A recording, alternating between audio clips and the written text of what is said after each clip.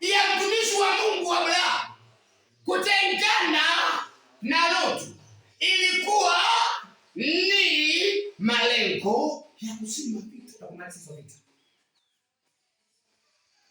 Hallelujah. Let us find the solutions. Hallelujah. Wachungaji, tutafute solutions. Tutafute solutions. Wakati matatizo yanayotokea katika waumini, wakati matatizo yanayotokea kwa wachungaji wengine,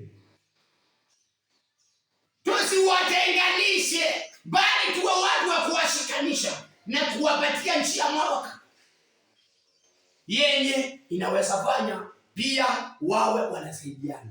Maana Abrahamu aliangalia watumishi wake watoka pande ile na wale wengine wakiwa pande ile, hawana sana, hata wakikutana wanasaidiana, utakuwa na amani. Bwana Yesu asifiwe. Amen. Hilo ndilo neno la asubuhi. Usitumie akili zako kutenganisha wawili wale Mungu aliounganisha.